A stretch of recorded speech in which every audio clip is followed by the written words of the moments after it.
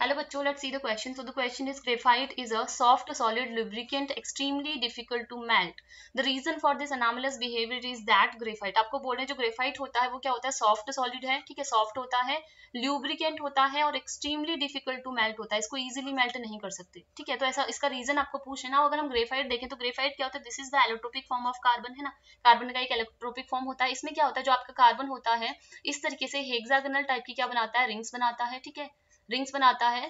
Okay, hexagonal rings बनाता है और बहुत सारी रिंग्स इसमें आपस में इस तरीके से और भी आगे को जुड़ी रहेंगी, ठीक है। तो इस तरीके की आपकी हेक्सागोनल रिंग्स क्या होती है, आपस में जुड़ी होती है, मैंने 3 रिंग्स बना रखी है, ठीक है। इस तरीके से और भी रिंग्स होती हैं, तो एक रिंग इसने बहुत सारी रिंग्स आपस में मिलकर के इस तरीके से एक लेयर बनाएंगे, देन इस पे क्या होती है, दूसरी लेयर भी आएगी इस तरीके से, ठीक है। इसी तरीके से क्या आएगी, दूसरी लेयर भी आएगी, वो भी क्या रहेगी, बहुत सारी रिंग्स उसमें भी आपस में क्या रहेंगे, इस तरीके से हेक्सागोनल रिंग्स क्या रहती है, जुड़ी रहती हैं। तो ये एक लेयर और हो गई, इसमें इसी तरीके से आपकी क्या रहती है, बहुत सारी लेयर्स आपस में, ठीक है, बहुत सारी लेयर्स इस तरीके से प्रेजेंट रहती है और इन लेयर्स के बीच में क्या होता है, weak intermolecular weak van der Waals force होता है, ठीक है। लेयर्स के बीच में क्या होता है, वीक वैंडरवॉल फोर्स होता है, ठीक है, वीक वैंडरवॉल फोर्स,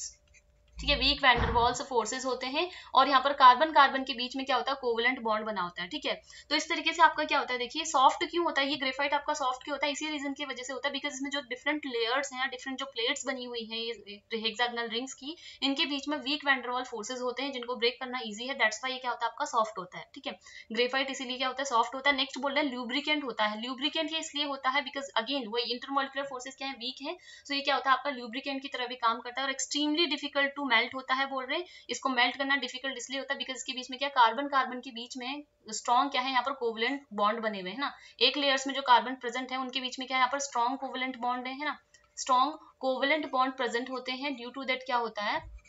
इसको इजिली मेल्ट नहीं किया जा सकता, ठीक है, इसलिए इसको डिफिकल्ट है मेल्ट करना। तो ये क्या होता है, ग्रेफाइट का ये जो स्पेशल स्ट्रक्चर होता है, इसी स्ट्रक्चर की वजह से क्या होता है आपका ये सारे बिहेवियर शो करता है, ठीक है। तो अब ऑप्शन देखिए, फर्स्ट बोले it is an allotropic form of carbon, तो कार्बन के एलोट्रोपिक फॉर्म होने से ये सारे रीजन नहीं, ये इसका स्ट्रक्चर की वजह से आ रहे हैं, ठीक है। तो कार्बन के तो और भी एलोट्रोपिक फॉर्म होते हैं बट वो ऐसा बिहेवियर शो करें ये जरूरी नहीं है ना, तो ये इनकरेक्ट है। Next, it is a non crystalline substance, तो यस ये नॉन क्रिस्टलाइन सब्सटेंस होता है, graphite is the amorphous substance होता है, नॉन क्रिस्टलाइन सब्सटेंस या अमोर्फस सब्सटेंस भी हम इनको बोलते हैं, जिनमें क्या होता है, आपके रेगुलर जो अरेंजमेंट होता है एटम्स का वो नहीं होता है, ठीक है, बिकॉज यहाँ पर आपका लेयर क्या होगी, इस लेयर और इस लेयर के बीच में क्या होगा, कोई रेगुलर अरेंजमेंट नहीं होगा, है ना। तो दैट्स वाई हम क्या कहेंगे, यहाँ पर हमारा ये अमोर्फस होता है, नॉन क्रिस्टलाइन होता है, ये करेक्ट है, बट ये इसका रीजन नहीं है प्रॉपर, है ना, this is not the proper reason कि ये नॉन क्रिस्टलाइन है, तो इसमें क्या होगा, ये सारी प्रॉपर्टी शो करेगा, ये इनकरेक्ट है।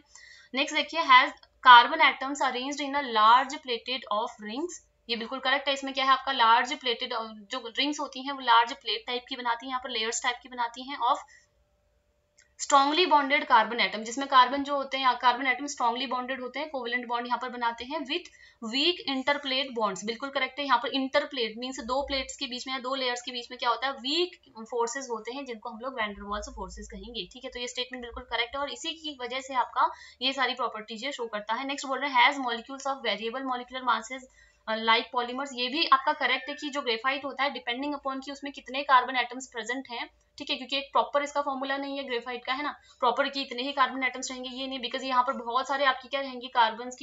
की जो रिंग्स हैं वो मिलकर क्या बनाती है, इस तरह का लेयर स्ट्रक्चर बनाती है। सो डिपेंडिंग अपॉन कि कितने कार्बन एटम उसमें प्रेजेंट है, मॉलिक्यूलर मास भी क्या करेगा, उसी तरीके से वेरी करेगा। सो पॉलीमर्स की तरह इसका भी क्या होता है, मॉलिक्यूलर मास जो होता है वो वेरिएबल होता है, ये करेक्ट है, but that is not the proper reason कि ये आपका ये सारी प्रॉपर्टी शो करेगा, ठीक है। तो इसकी वजह से भी नहीं होगा, hence option 3 will be the right answer of your question. Hope you understood it well, good luck.